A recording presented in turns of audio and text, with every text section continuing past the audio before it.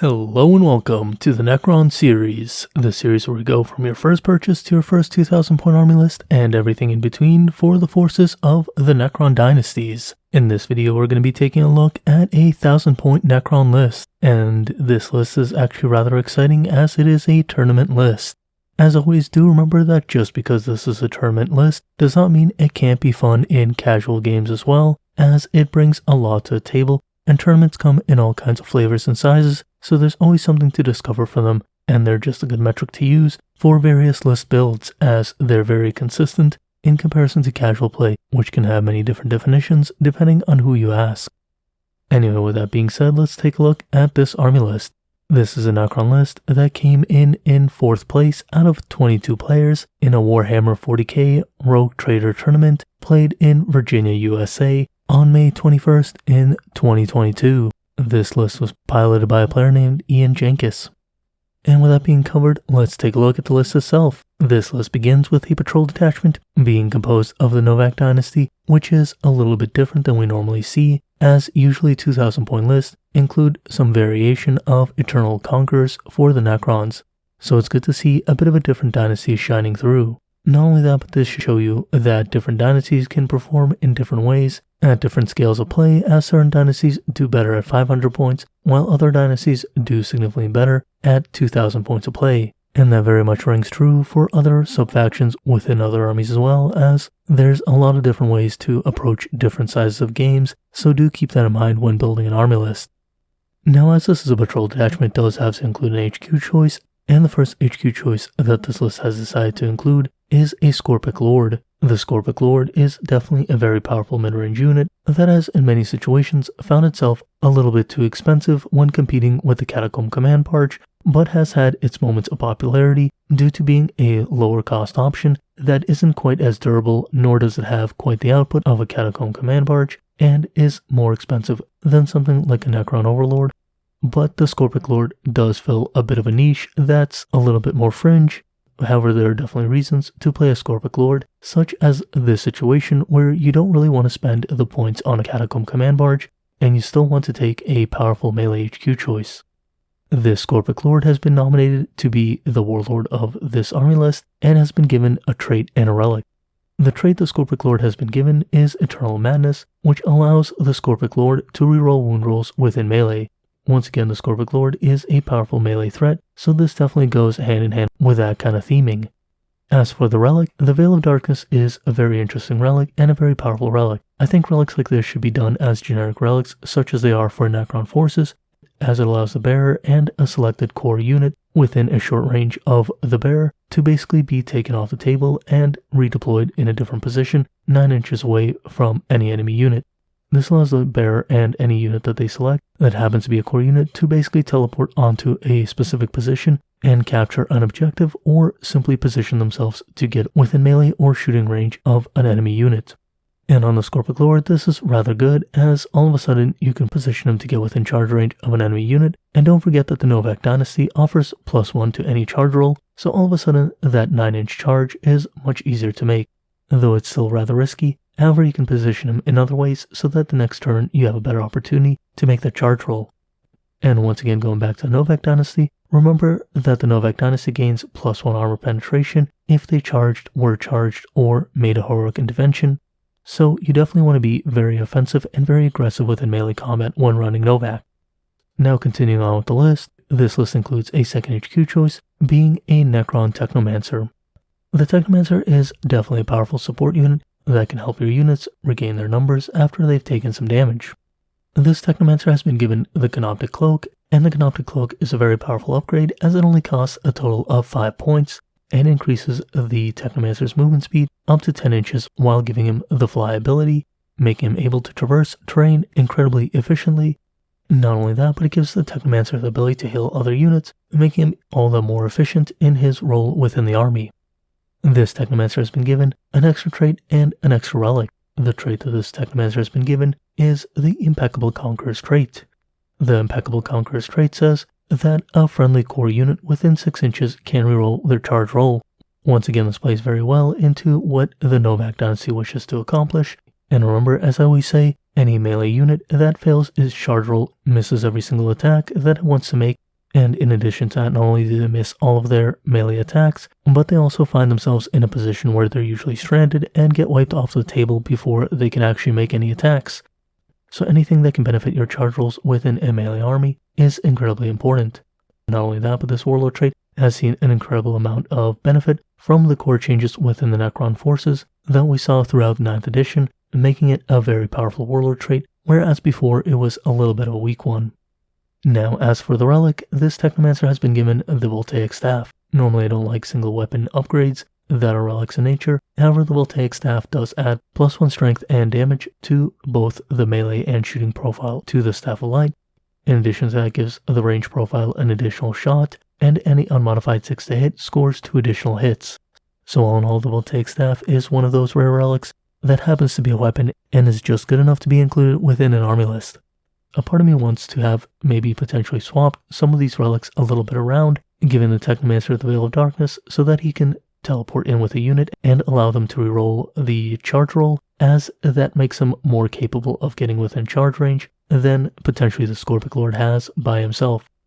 However, with that being said, I do see the reasoning behind these changes, and the Voltaic Staff cannot be carried by the Scorpic Lord. However, something like the Gauntlet of Immolation can still be a perfectly fine choice as a relic on the Scorpic Lord himself, so there's always that opportunity as well that has been forgone, and we've seen the Gauntlet of Immolation be used in past lists to great success, so it's definitely not necessarily a bad relic on the Scorpic Lord. In any case, this configuration is fine enough and does enough to get this list running off the ground pretty effectively with just the HQ choices.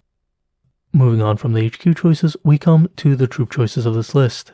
As this is a patrol detachment, this list has to include at least 1 troop choice. However, it has chosen to go with 2 troop choices, being 2 units of 5 Immortals armed with Goss blasters.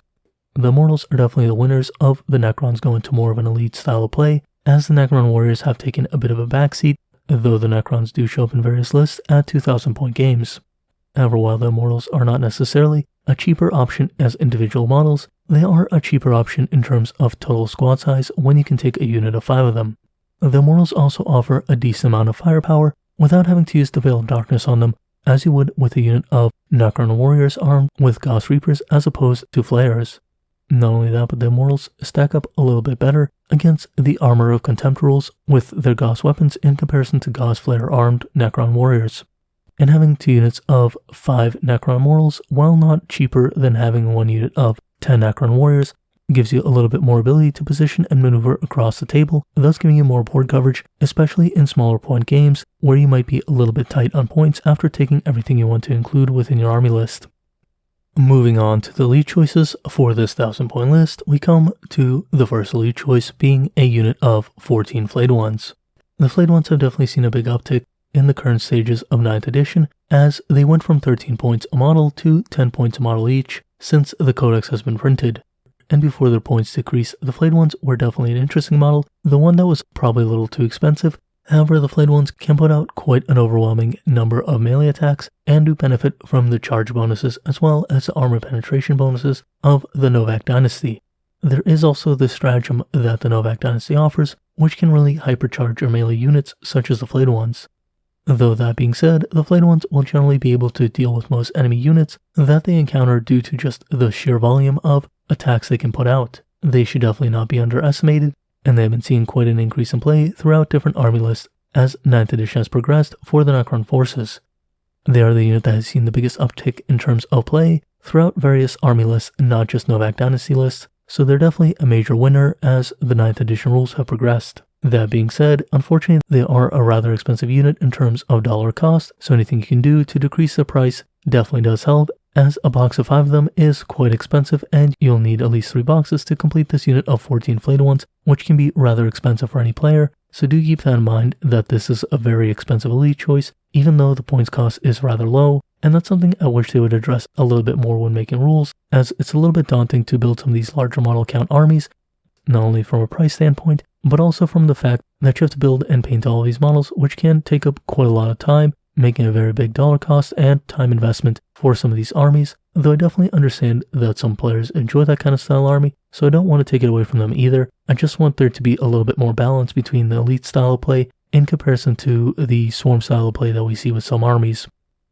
Anyway, moving on to the second elite choice for this army list. The second elite choice is a unit of 6 Scorpic Destroyers, one of the biggest winners from the core changes for the Necron forces, as they benefit from not only becoming a core unit, but they have also seen a points reduction of 5 points going from 35 points a model to 30 points each.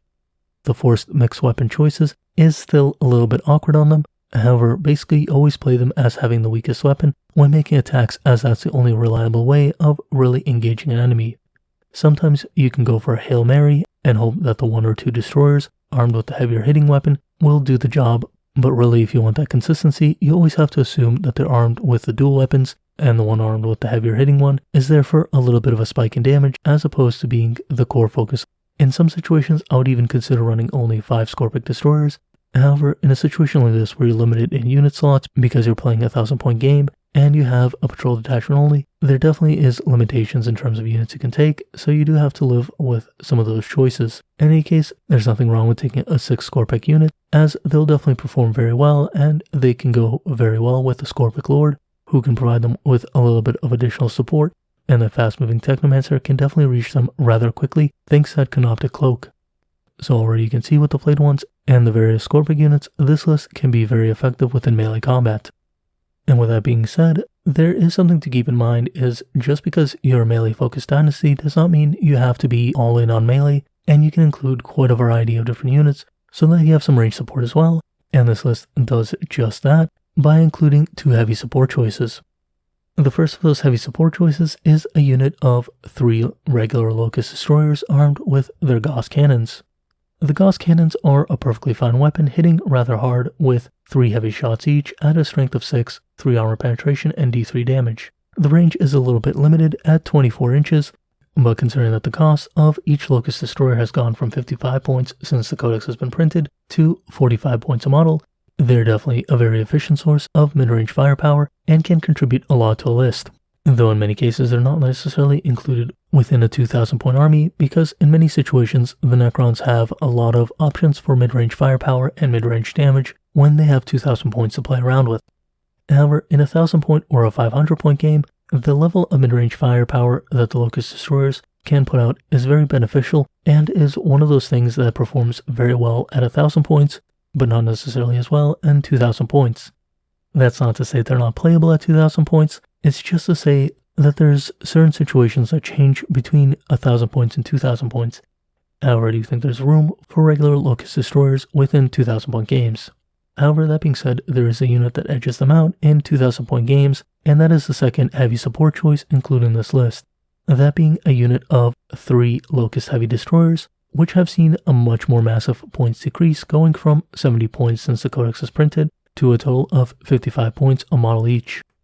These Locust Heavy Destroyers are armed with Goss Destructors, and the Goss Destructor is an incredibly heavy-hitting weapon that functions as a very potent anti-heavy armor option, and it's one of those things that has seen an incredible boon since the points decrease occurred. When I first reviewed the heavy support choices for the Necron forces, I said both the Locust regular Destroyers and the Heavy Destroyers could benefit from a minor points decrease, and since then, the Heavy Destroyers have seen multiple points decreases, making them an incredibly efficient Necron unit, whereas they have no shortage of mid-range options. For a 2000-point game, they do struggle a little bit with heavy anti-armor options, and the Locust Heavy Destroyers provide that, so we've been seeing a lot more of them included within 2000-point games.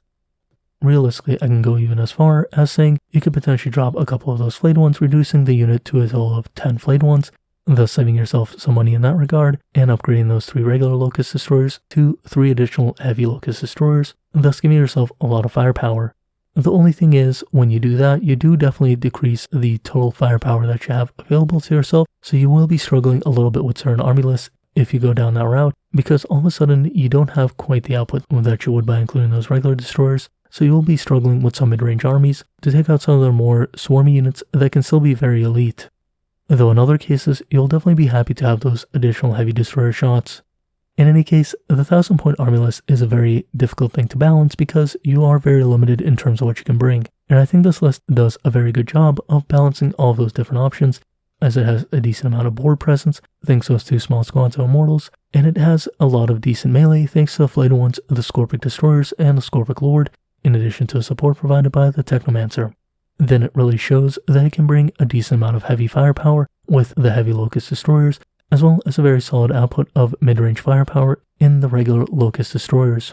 All in all, I'll say, at 1,000 points, this is a very solid take all commerce list that can be a lot of fun to play, and if you're looking for some inspiration for a 1,000 point list, I definitely think this is one that you should take inspiration from, as it's going to be one that's very hard to beat in terms of optimization. In any case, I do think this was a very interesting look at a 1,000 point list, and I haven't really looked at 1,000 point and 500 point lists in the recent few videos that I put out, so I definitely want to start taking a look at more lists that fall within that range, as while the game is most balanced and most interesting within a 2,000 point game. There's definitely a lot of interesting things you can learn from 500 and 1,000 point lists, as we see here, as certain units work much better within the 1,000 point range than they do work within the 2,000 point range, as we saw with those regular Locust destroyers. And if you like this video, do let me know in the comments down below, as the audience engagement definitely does help the channel, as well as helps me understand what kind of things that the audience would like to see in the future, so that I can best make content that appeals to the people watching it. Thank you for watching, and if you know anyone who may benefit from this content, please do share, as it really does help the channel out, as well as those who may benefit from the content. As always, I want to give a big thank you to my patrons. You're all awesome people, and as always, have a great day. Bye.